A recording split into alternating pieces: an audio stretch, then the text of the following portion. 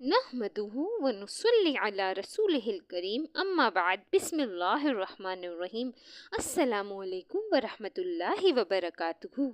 सूरे कौसर, सूरे इखलास और सूरे फातिहा की ताकत देख लो। इन तीन सूरतों को बताए गए तरीके के मुताबिक अगर कोई ये तीन सूरतों का वजीफ़ा है, जो कोई भी शख्स इस वजीफ़े को कर लेगा वो माला माल हो जाएगा। अगर आप चाहते हैं कि आपका नसीब बदल जाए, आपकी तकदीर बदल जाए, तो हरगिज़ इस वजीफ़े को मत छोड़िएगा। मोहतरम नाजरीन, आज का वजीफ़ा बहुत ही ख़ास, बहुत ही मुजरब है। आज मैं आपकी खिदमत में एक ऐसा अमल लेकर हाजिर हुई हूँ जिसकी बरकत से इंशाअल्लाह अल्लाह पाक आपके कारोबार में बरकत अता फरमाए, रिस्क और दौलत को कुशादा करे। आज का वजीफ़ा कुरान पाक की बहुत प्यारी सूरत सूरह फातिहा, सूरह इखलास और सूरह कौसर का है, जो बेशुमार बरकतों, रहमतों और फजीलतों का ख़जाना है। ये सूरतें रंजो गम को दूर करती हैं, कल्ब मोमिन को फरहत व शादमानी और खुशियाँ देती हैं। ये सूरत बहुत ही पावरफुल है। इनको पढ़ने से अल्लाह ताला ने हैरान कुन मौजज़ात रखे हैं। और मौजूदा दौर में जो लोग रिस्क मामले में हर वक्त परेशान रहते हैं, इसको पढ़ने से अल्लाह पाक रिस्क की परेशानियों को ख़त्म कर देते हैं।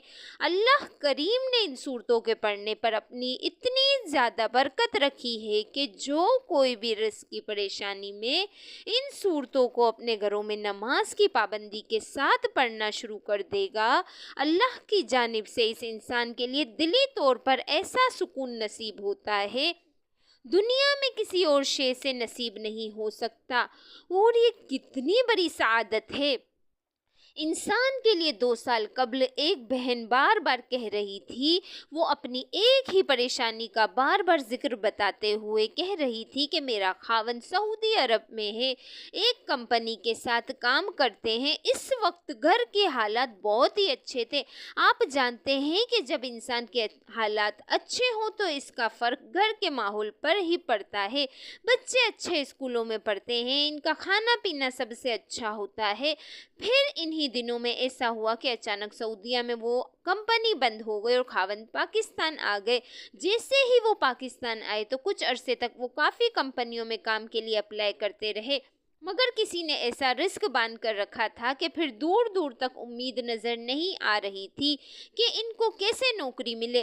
फिर पाकिस्तान में भी वो मारे मारे फिरते रहे। आप खुद ही अंदाज़ा लगा लें कि अच्छे हालात से जब अचानक हालात तब्दील होना शुरू हो जाएं, इस वक्त क्या नौबत आती है। कुछ जमा पूंजी थी वो भी ख़त्म हो गई, अब कर्ज भी काफ़ी ज़्यादा चढ़ गया था। समझ नहीं आ रही थी कि क्या हो गया है। किसी की नज़र लगी कि एकदम से हालात ही बदल गए। अपनी गाड़ियों में जाते घूमते थे, अब हालात ऐसे तब्दील हो गए कि गाड़ियां भी फरोख्त कर डाली। किसी ने खावंद को मशवरा दिया कि रिफ्रेशमेंट का बिजनेस शुरू कर लो, कुछ ना कुछ तो घर का रोज़ाना की बुनियाद पर आता ही रहेगा, जिससे घर का खर्चा निकलता रहेगा। वरना जो तुम्हारे पास जमा पूंजी है ये तो सारी ख़त्म ही हो जाएगी। फिर लोगों से ये कर्ज लेते रहना और तुम्हारी नस्लें भी कर्ज देती रहेंगी। बंदे की बात मेरे खावंद के दिल पर लगी। उन्होंने मुझसे मशवरा किया तो मैंने भी इन्हें काम की इजाज़त दे दी।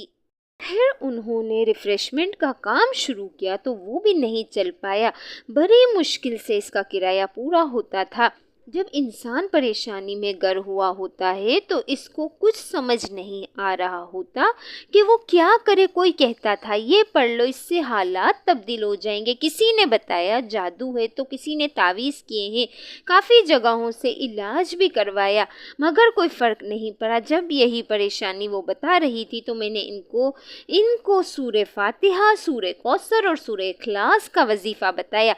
जैसे ही इन्होंने ये अमल शुरू किया, 1 माह ही गुजरा, दोबारा अल्लाह करीम ने कारोबार इस तरह बढ़ाया कि खावंद का रिफ्रेशमेंट का काम ऐसे चल पड़ा।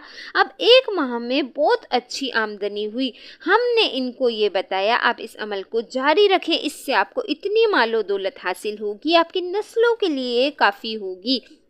اللہ پاک آپ کو اس عمل سے ایسا رزق جاری فرما دیں گے کہ وہ 7 نسلوں تک کبھی ختم نہیں ہوگا۔ وقت کو مد نظر رکھتے ہوئے وظیفے کی طرف چلتے ہیں۔ سب سے پہلے اپنے گھر میں نماز کو معمول بنانا ہے۔ کوئی فرد ایسا نہ ہو جو نماز نہ پڑھے، کیونکہ نماز فرض ہے۔ اگر ساری رات آپ تہجد پڑھ لیں تو صبح اگر نماز فجر آپ سے رہ جاتی ہے تو ساری رات آپ کے سکن میں گزری ہوئی ہو، اس کا کوئی فائدہ نہیں۔ نماز کی پابندی اپنے اوپر لازمی کر لیجئے۔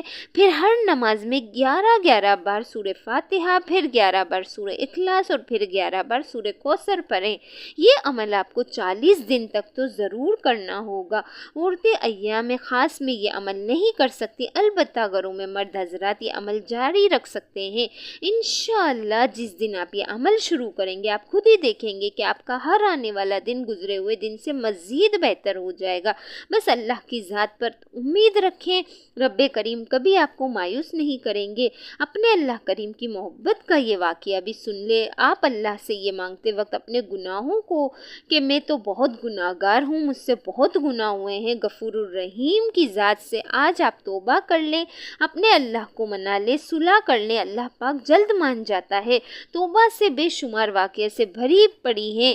کہیں لوط علیہ السلام جیسے انبیاء کی بیوی جہنم کے ایندھن بن رہی ہیں، تو کہیں فرعون جیسے دشمن دین کی بیوی آسیہ اسلام قبول کر کے جنت میں خاتم المرسلین صلی اللہ علیہ وآلہ وسلم کی زوجہ کا شرف حاصل کر رہی ہیں۔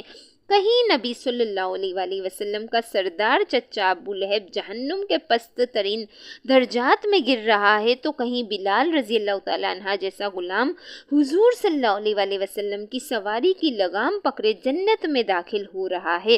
وظیفے کے بعد آپ نے لازمی اللہ پاک کی بارگاہ الہی میں دعا کرنی ہے۔ دعا ہے کہ اللہ تعالی ہم سب کو دین حق پر چلنے کی توفیق عطا فرمائے۔ اللہ تعالی ہم سب کو ہمارے پیارے نبی پاک صلی اللہ علیہ وآلہ وسلم سے پکی اور سچی محبت نصیب فرمائے۔ اور اللہ تعالیٰ سے دعا ہے کہ جو لوگ پریشان ہیں اللہ تعالیٰ سب کی پریشانیوں کو دور فرمائے اور ہم سب کو 5 وقت نماز با جماعت ادا کرنے کی توفیق عطا فرمائے۔ دعا ہے کہ اللہ تعالیٰ میرا سنانا اور آپ کا سننا اپنے بارگاہ الہی میں قبول اور منظور فرمائے۔ آمین ثم آمین۔